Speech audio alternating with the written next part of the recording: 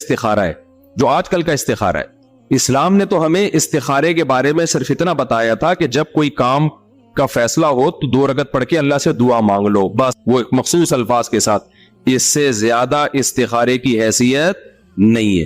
کرنا وہی ہے جو مشورے کے بعد ذہن میں آئے, خواب کے بعد ذہن میں آئے نہ, مشورے کے بعد جو ذہن میں آئے.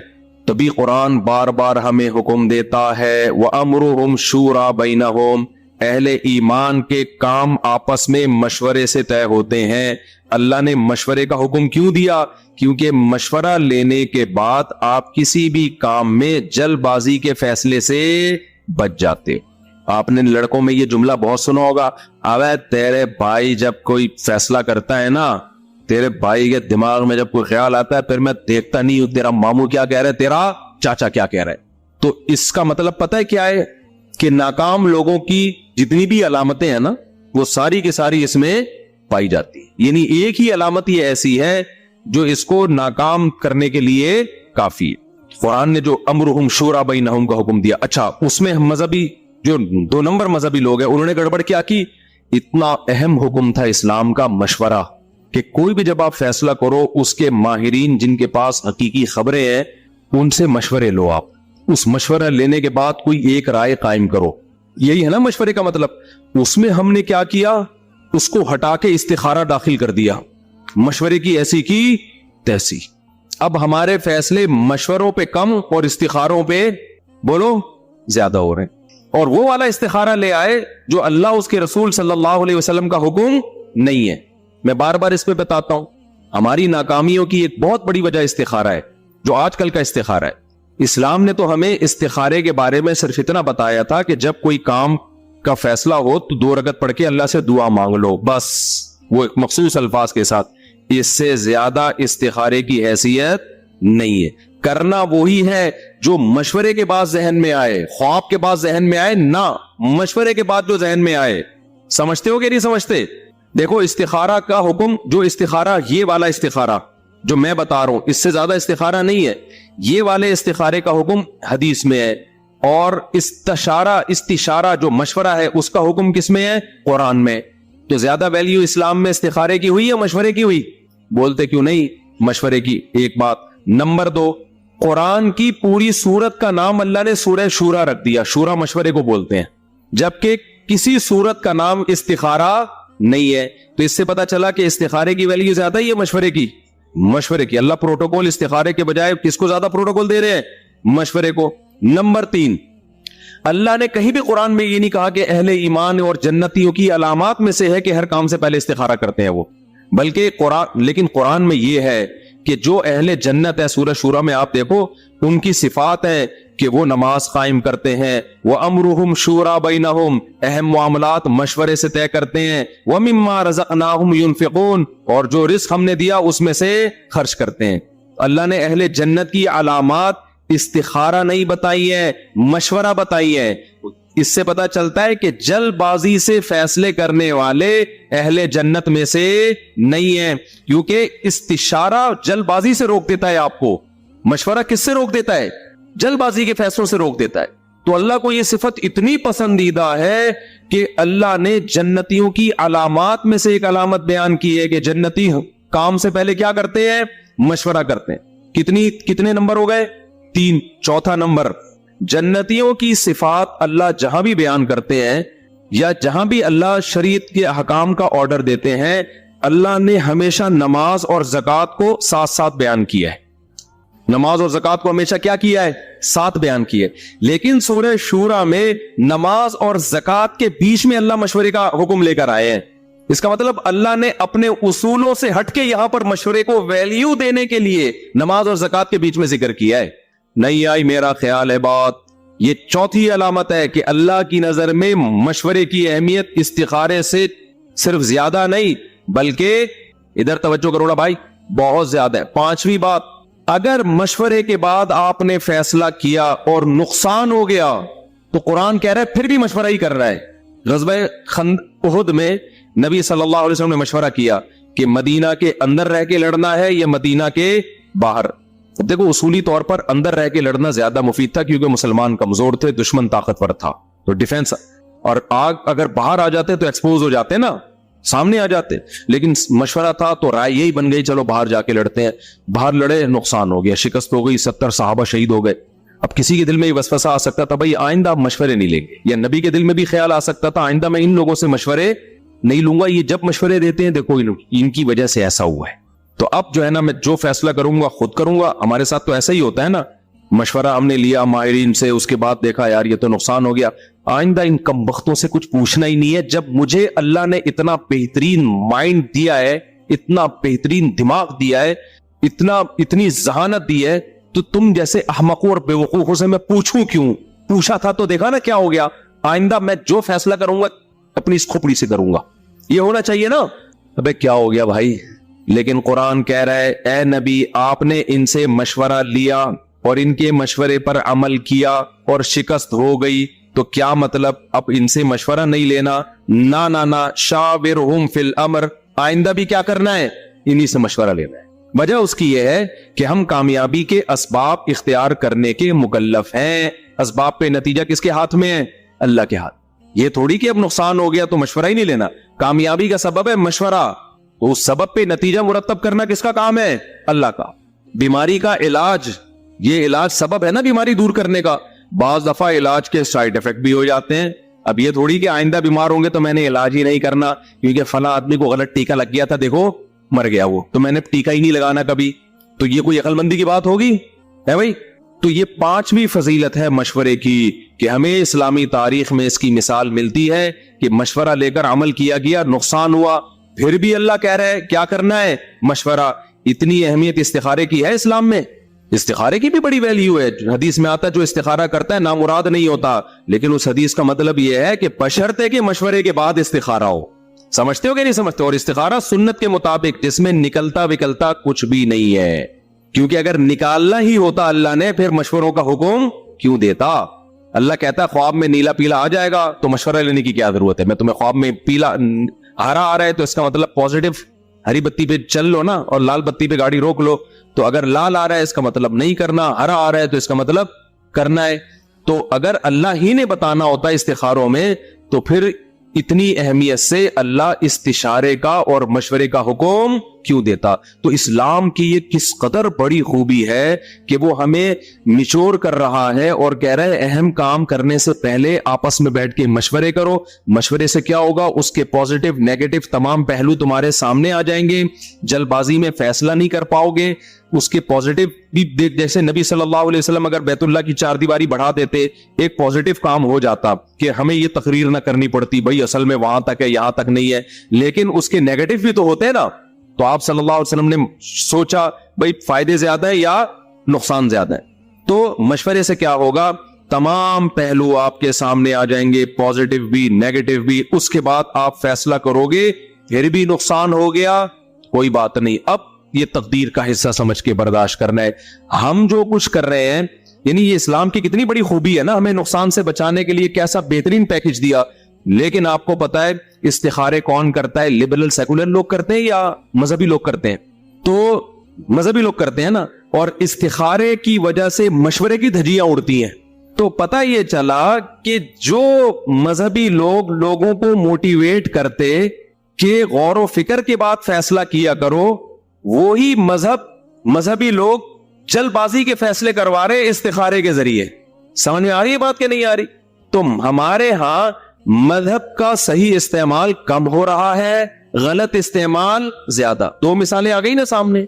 एक तो वही कि जो मैंने बताई कि वो देखो मजहबी लोगों ने हज्जाज के खिलाफ बगावत की, मजहबी लोग बगावत की बातें करते हैं, मजहबी लोग इनकलाब की बातें करते हैं, ये सारे काम मजहबी लोग कर रहे हैं। सेकुलर लोगों को कुछ लेना देना नहीं है। सेकुलर लोग तो लाइफ को एंजॉय कर रहे हैं, बस दो चार बयान दाग देंगे, औरत और मर्द की एक जैसे मसावत होनी चाहिए, बस बयान दाया और पतली गली से निकल लिए। उसमें भी वो कानून से आगे निकलने की कोशिश नहीं करते। उनको पता है पिटेंगे, एजेंसियां उठा के मारेंगी, वो लिमिट को क्रॉस नहीं करते। समझते हो ना? وہ یونیورسٹیوں میں جائیں گے, ملک سے محبت کی باتیں کریں گے, پاکستان ہمارا, تاکہ ایجنسی ہاتھ نہ ڈالیں اور اندر اندر زہر پھیلا. دیکھیں ہم چاہتے ہیں پاکستان ترقی کرے, تو اس ترقی کے لیے ضروری ہے کہ لڑکے لڑکیاں ساتھ بیٹھیں, بغیر کپڑوں کے بیٹھیں. دیکھیں کپڑوں میں گرمی لگتی ہے, جب وداؤٹ کلوتھس اور وداؤٹ لباس ہم جب بیٹھیں گے, اور یہ میاں بیوی کے رشتے یہ 50 سال میں جا کے شادی کیا کریں, کیونکہ ہم نے ملک کو ایک ترقی کی راہ پہ گامزن کرنا ہے. اس میں یہ چھچوری حرکتیں کہ جلدی جلدی شادیاں, اس سے پڑے گا تمہارا باپ. اصل میں تو یہ کہنا چاہ رہے ہوتے ہیں, لیکن وہ بہت, یہ تو میں تو یہ کہتے تو وہ تو بڑے آرام سے کہتے ہیں کہ پڑھے گا کون پھر, یہ جو میں نے کہہ دیا نا پڑھے گا تمہارا باپ, یہ تو میں کہہ رہا ہوں نا, سیکولر لوگوں کا یہ اسٹائل نہیں ہوتا. کہتے ہیں ایکچولی اس سے کیا ہوگا کہ ایک صالح معاشرہ وجود میں نہیں آئے گا. اصل میں وہ چاہ کیا رہے ہوتے ہیں, زنا کو پھیلانا. ان کو ملک کی ترقی سے کوئی غرض نہیں ہے, اتنے نیک نہیں ہے کہ مسلمانوں کے ملک کو یہ چاہے کہ ترقی کرے. وہ کرنا یہ چاہ رہے ہوتے ہیں کہ ننگا پن پھیلے ملک کے اندر, لیکن ان میں میچورٹی ہے. وہ کبھی بھی جذباتی باتیں نہیں کریں گے, کبھی بھی جذباتی باتیں نہیں کریں گے, بڑے تمیز سے لے کے نا ایکچولی. اور مذہبی لوگ کیا کر رہے ہوتے ہیں, ان کو دیکھو ایسا لگتا ہے کوئی ہارر مووی دیکھ رہے ہو آپ. ایک مذہبی اسکالر کا مجھے کسی نے کہا, میں ان کو دیکھتا ہوں ڈر جاتا ہوں. میں نے کہا ہارر مووی دیکھ لیا اگر بھائی تم. وجہ کیا ہے, جذباتیت. کیا ہے, بے موقع تبلیغ. تو میں وہ بات کی طرف دوبارہ آتا ہوں. اللہ تعالیٰ فرماتے ہیں ان الانسان خلق ہلوعا, انسان جلد باز ہے. یہ جو طلاقیں ہو رہی ہیں غصے میں ٹھا, یہ بھی کیا ہے. کل ایک بندہ آیا یار, نوجوان لڑکا, سالہ 22 سال کا, بھی تمہاری کمبخت شادی کو سال بھی نہیں گزرا اور تم دھڑ طلاقیں دے کے رو رہا تھا یہاں بیٹھ کے, یہ دے دی کتنی ہو گئی, 3 دے دی ہیں تو 3 ہی ہوں گی, اور کتنی ہوں گی. تو غصے میں پاگل ہوئے میں بالکل, جو بات آتی ہے دھڑ کر کے نکال دیتے ہیں. تو چلو اگر ہو بھی جائے نا غصہ جاری, ہر انسان ہے, ہو جاتا ہے, لیکن پھر یہ تو مانو نا کہ بھئی یہ غلط عادت ہے میرے اندر. میں بھی غصے میں بعض دفعہ بڑبڑاتا ہوں بہت, آپ نے تو میرا ایک اسٹائل دیکھا نا, دوسرا والا نہیں دیکھا ابھی, لیکن احساس ہو جاتا ہے کہ یار کنٹرول کرنا چاہیے. ہمارے نبی سے بھی ایسا ہوا. حدیث میں آتا ہے ایک صحابی آئے, ایک عرب کے وہ تھے نا کوئی, انہوں نے نئے مسلمان ہوئے تھے, انہوں نے نبی صلی اللہ علیہ وسلم سے نا آ کے کچھ صدقے کی چیز مانگی, مجھے یہ صدقہ دے دے. آپ صلی اللہ علیہ وسلم نے فرمایا اللہ کی قسم تجھے نہیں دوں گا, میں اللہ کی قسم تمہیں نہیں دوں گا. اس کے بعد آپ صلی اللہ علیہ وسلم کو خیال ہوا کہ میں نے قسم مجھے یہ نہیں اٹھانی چاہیے تھی. دیکھو ہمارے نبی کی سیرت میں سب کچھ ملے گا, تاکہ اگر ہم کبھی ایسی قسم اٹھا لیں جو مناسب نہیں تھی, ہمیں بعد میں خیال آئے کہ یار ٹھیک نہیں ہے, تو اس کی بھی مثال ہمیں نبی کی سیرت میں ملے کہ یار نبی نے بھی ایک دفعہ قسم اٹھا لی تھی, اللہ کی قسم تجھے 1 درہم بھی نہیں دوں گا, لیکن نبی کو فوراً خیال آیا تھوڑی دیر کے بعد کہ ایسا نہیں ہے, اس کو دے دینا چاہیے. پھر آپ نے دوبارہ اس کو بلایا اور ان کو صدقے کا حکم دیا. تو انہوں نے کہا میں آپ کی قسم نہیں توڑوانا چاہتا. آپ نے فرمایا من حلف علی یمین فرأى غیرها خیرا منها فلیکفر عن یمینہ. آپ صلی اللہ علیہ وسلم نے فرمایا جس نے کسی بات پہ قسم اٹھا لی, بعد میں خیال ہوا نہیں اٹھانی چاہیے تھی, احساس ہو گیا, اجتہادی غلطی کہتے ہیں نا اس کو, اس وقت آپ کی رائے یہ تھی, بعد میں آپ کی رائے چینج ہو گئی, تو آپ نے فرمایا کوئی بات نہیں, قسم توڑ دو اور کفارہ ادا کر دو. صدقہ نہ کرنے کی قسم اٹھانا, تو آپ صلی اللہ علیہ وسلم کو احساس ہوا بعد میں کہ بھئی مجھے ان کو دے دینا چاہیے, رائے تبدیل ہو گئی. تو آپ نے کیا کیا, اس قسم کو توڑا اور اس کا کفارہ ادا کیا. اور ہمیں بھی حکم دیا کہ بھئی اگر کسی اچھی بات پہ تم نے یعنی قسم اٹھائی کہ بھئی میں یہ کام نہیں کروں گا, بعد میں خیال آئے کہ کر لینا چاہیے اس کو, کوئی بات نہیں, رجوع کرو, قسم توڑ کے کفارہ دو اور وہ کام کر لو. تو اگر کبھی آپ نے غصے میں کوئی غلط فیصلہ کر لیا, جذبات میں ٹھا فائرنگ کر لی ہے, تو طلاق میں تو اللہ نے ریورس گیئر رکھا نہیں ہے, بہت ساری چیزوں میں ریورس گیئر رکھا ہے. باپ سے غصے میں بدتمیزی کر لی, کوئی بات نہیں, ٹینشن لینے کا نہیں ہے, آئندہ خیال کرو بدتمیزی نہ کرو. سمجھ میں آ رہی ہے بات کی؟ لیکن اپنا عیب تو پتا ہونا انسان کو, یہ تو احساس ہو کہ یہ میں نے کوئی کمال نہیں کیا. ہماری جو ینگ جنریشن ہے وہ جلد بازی کے فیصلوں کو کمال سمجھتی ہے, کہتے ہیں یہ ایسا ہی نہیں ہو گیا, یہ کس کی دوڑ ہے, عقل کی دوڑ ہے, کہ سوچے سمجھے بغیر ٹھا کر کے فیصلہ کیا, اور تیرا بھائی تو ایسے ہی فیصلے کرتا ہے, اور دیکھا ابھی ٹھا کر کے صحیح فیصلہ نکلا. تو یہ تیرا بھائی بالکل بے وقوف اور پاگل ہے جو ٹھا کر کے فوراً کیا کرتا ہے, فیصلے کرتا ہے. تو یہ بے وقوف ہونے کی علامت ہے. صبح و شام کیسز آ رہے ہیں, کاروبار کر لیتے ہیں, کروڑوں روپے ڈبو دیتے ہیں بزنس میں, کاروبار. ہمارے ایک دوست کا فون آیا, میں آپ کو بتاؤں, بہت بڑے نقصان سے اللہ نے بچا لیا ان کو. انہوں نے مجھے کہا میں ایسے کردار کو وہ کروں گا نا تاکہ پتہ نہ چلے کس کی بات ہو رہی ہے, کہ فلاں صاحب مجھ سے پیسہ مانگ رہے ہیں بزنس کے لیے, ان کا ارادہ ہوا بس پیسہ پکڑائے اور دے دنادن نوٹ چھاپنے کی مشین. اچھا, جو بندہ پیسہ مانگ رہا ہے وہ بھی ادھر ہی کا, کراچی کا, اور بہت مالدار آدمی ہے اور بہت نوٹ چھاپ رہا ہے, سمجھ رہے ہو. انہوں نے مجھے فون کیا کہ آپ کے علاقے کا کراچی کا ایک بندہ ہے, بہت پیسے والا ہے, مجھ سے پیسے مانگ رہا ہے اور کہہ رہے کاروبار میں پیسہ لگاؤ, آدھا پروفٹ تمہارا آدھا میرا. حالانکہ میں تو کاروباری آدمی نہیں ہوں, لیکن انہوں نے مجھے فون کیا کہ میں پیسہ دینا چاہ رہا ہوں, میرا بھی دل, کیونکہ کم بختوں کے پاس روزگار تو ہے نہیں. کراچی میں ہم جیسے کم بختوں کے پاس, میجورٹی کے پاس کیا روزگار ہے. تو جو بھی سنہری باغ دکھاتا ہے نا, بس یہ میرا مکان بیچ کے بھی تو لے لے, ٹھیک ہے نا, اتنا نیک آدمی ہے. اور بھائی تجھے پہلی بات یہ کہ آپ کو یہ کیسے پتا چل گیا کہ یہ نیک ہے؟ کیا خیال ہے کیسے پتا چل گیا کہ یہ نیک آدمی ہے؟ جب تک معاملات نہیں ہوں گے آپ کسی کے چہرے کو دیکھ کے فیصلہ کرو گے کہ نیک ہے. کہہ رہے نہیں وہ اتنا زبردست ماشاءاللہ ان کی داڑھی اور متشرے. ارے کیا 2 نمبر آدمی داڑھی نہیں رکھ سکتا؟ کیا ہو سکتا ہے یہی بزنس ہو, داڑھی رکھ کے لوگوں سے پیسے نکالنا؟ تو یہ 2-3 دن پرانی بات ہے, زیادہ پرانی بات نہیں ہے. وہ کہنے لگے میں نہ ان کو میں دینا چاہ رہا ہوں, بس مجھے پتہ نہیں کیا خیال آ گیا رات کو 2 بجے آپ کو, میرے دوست ہے نا, کہ میں ایک دفعہ آپ سے مشورہ لے لوں. میں نے کہا جب مشورہ لیا ہے نا تو پھر میں آپ کو صحیح مشورہ دوں گا. میں نے کہا ذرا مجھے یہ بتاؤ اس کی اپنی پراپرٹیاں کتنی ہیں, اس بندے کی اپنی پراپرٹی کتنی ہے؟ پتا چلا جی بحریہ ٹاؤن میں اور فلاں جگہ. اب ہو سکتا ہے لاہور کا واقعہ ہو, میں کراچی کا کر کے بتا رہا ہوں, یا اسلام آباد کا ہو میں, تاکہ ایسا نہ ہو اس بندے کو لوگ سنائے دیکھ تیرے بارے میں بات ہو رہی ہے. میں نے کہا آپ اس سے یہ بولو کہ اپنی یہ پراپرٹی جو تمہارے استعمال میں نہیں ہے یہ بیچو, اور مفتی صاحب نے مشورہ یہ دیا ہے کہ یہ والا پورا پیسہ لگا دو, اور مفتی صاحب نے کہا پورا پروفٹ خود رکھو. میں نے کہا مزہ آ جائے گا نا, وہ خوشی سے بے ہوش ہو جائے گا. یار مفتی صاحب نے ابھی آدھا پروفٹ کسی اور کو دینا پڑ رہا ہے, اور اپنا پلاٹ بیچ کے اپنا کاروبار میں لگاؤں گا, پورا پروفٹ میں رکھوں گا. میں نے کہا خوشی سے بے ہوش ہو جائے گا وہ, مجھے پتا تھا نہیں ہوگا. تو اس نے ایسا ہی کیا, اس نے کہا یار وہ میرا نام نہیں لیا, اس نے کہا ایکچولی وہ مفتی کسی سے میں نے مشورہ کیا تو آپ کا سنا یہاں 2-3 جگہوں پہ بڑی بڑی پراپرٹی ہیں, انہوں نے کہا ہے تو ایسا کرے آپ وہ پراپرٹی بیچیں, اپنے کاروبار میں لگائیں, اور جو پروفٹ ہوگا نا پورا آپ رکھیں.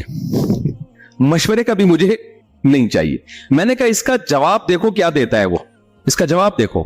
تو انہوں نے مجھے بتایا کہ اس کا جواب ہی آیا ہے کہ نہیں ایکچولی وہ تو میں نے اپنے مستقبل کے لیے, فیوچر کے لیے رکھا ہوا ہے, وہ تو ایسا نہیں ہے کہ میں اس کو بیچوں, اور ایکچولی ایسا. میں نے کہا یہ الو بنا رہا ہے, دنیا میں اس سے بڑا بے وقوف کوئی نہیں ہے جس کو پتا ہے کہ میرے کے لیے پیسے ڈبل ہو جائیں گے پھر بھی کسی اور کے لگا رہا ہو, اپنے نہ لگا رہا ہو. وہ تمہارے لگا اس لیے رہا ہے, اس کو پتا ہے ڈوب بھی سکتے ہیں اور ڈبل بھی ہو سکتے ہیں, بلکہ غالب یہی ہے کہ ڈوبنے کا پورا چانس ہے, 1% چانس ہے کہ پیسے مل جائے. تو دیکھو کتنے ایک آدمی کو کتنے بڑے نقصان سے بچ گیا نا. یہ کیا تھا, تھوڑا سا مشورہ کر لیا. اور میرا آپ سب لوگوں کو یہ مشورہ ہے, بغیر کسی کال کے مشورہ دے رہا ہوں, کہ اگر آپ نے اپنے پیسے کسی کو کاروبار میں دے دیے, اسی وقت انا للہ و انا الیہ راجعون پڑھ کے اس سے مطالبہ بھی مت کرو, بھول جاؤ, گئے خام خواہ میں ٹینشن ہوگی بلڈ پریشر کے, جب بن گئے تو صدقے کی نیت کرو, بولو چور لے گیا, ڈاکو لے گیا. دنیا میں اس سے بڑا بے وقوف کوئی نہیں جو دوسرے کو پیسے دے, اور یہ امید, پاکستان کی بات کر رہا ہوں, اور یہ امید لگا کے بیٹھے کہ مجھے اب اس سے کیا ملے گا. اور اگر نفع دے رہا ہے نا, بہت ڈینجرس ہے. نفع اگر دے رہا ہے نا, سمجھ لو اب یہ تمہیں ڈسے گا. کیوں؟ نفع دے کے وہ اعتماد بحال کر رہا ہے کہ بیٹا ابھی 1 کروڑ دیا ہے, میں تجھے نفع دے کے اعتماد یہ بحال کر رہا ہوں کہ اب تو 10 کروڑ دے گا. کیونکہ جب پروفٹ آنا شروع ہوتا ہے نا, آدمی کو اعتماد ہوتا ہے, وہ کہتا ہے سب کچھ بیچ کے سب کچھ ادھر ہی چھوک دو, اس کے بعد آپ کا پروگرام ہمیشہ کے لیے وڑ گیا. پھر آج ایک بندہ آیا جس کا پروگرام اسی طریقے سے وڑ گیا تھا, کہنے لگا مجھے ایسا لگتا ہے کسی نے بندش کر دی ہے میرے اوپر. آج ہی کی بات ہے. میں نے کہا بندش کرنے کی آپ جیسے بے وقوفوں پر ضرورت ہے ہی نہیں, ٹھیک ہے. تو پوری قوم کا المیہ کیا ہے میرے بھائی؟ الحلم والانا. اس کی کیا ہے ہماری سوسائٹی میں کمی ہے.